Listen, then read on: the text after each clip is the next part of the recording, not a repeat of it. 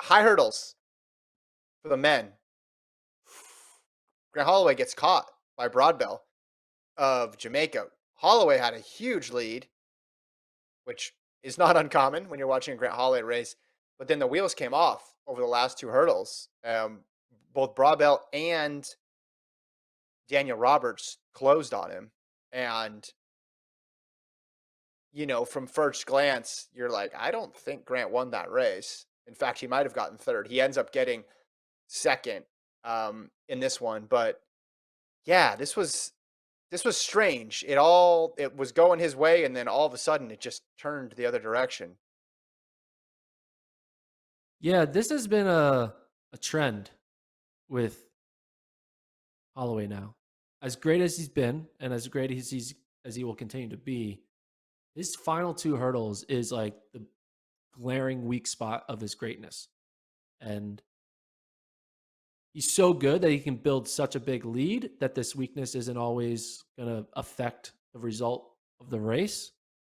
Yeah. In situations like this, when he's resorting down to 13 ones, and there's other people who have capability of going to 13-1, like you can get beat. And he got beat by Broadbell and almost got beat by Roberts. So I guess that's why they run the race. I still think Grant is fine. I don't think this is going to be the end of the beginning of the end for him. I still think he's ascending. He's going to break the world record eventually. But yeah, he's got to work on those final two hurdles. Heck of a couple days for Broadbell. Wins Commonwealth and then comes here and gets a win Beats Grant over Holloway. Holloway. Yeah, the rhythm was off on those final two. You could tell, and you're right. It doesn't matter if he's out running 12.9 pace or 12.8 high pace. It doesn't matter. You could float those ones, and then you're still going to win. But when you're already not going as quick as we've seen you go before, you open yourself up to get beat, and that's what happened. Do you think do we have a fast Grant Holloway race left in the season? You're saying we're going to see it in the women's Yes, sprints. I think we will. I think we still get one more. I think we can get one record attempt. I Record? mean, I hope. I think we're gonna. He's. I don't know if it's a record attempt. There's gonna be a moment he's gonna run at least a sub 12.9. He's gonna run 12.8 something. That'd be big. Yeah, that would be big. Women's, well, it would be. I like look at his year, right?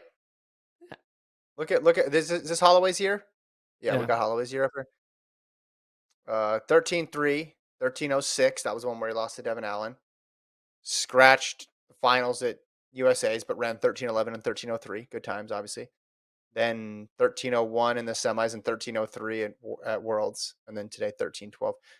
I mean, he hasn't raced a ton, really.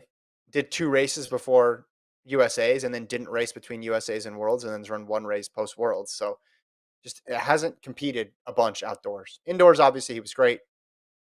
I almost think it's not he won the world title, but it's interesting. Both him and Coleman are so good indoors, right? That we read so much into their indoor performances, and they're running 60-meter races, and then the race gets longer.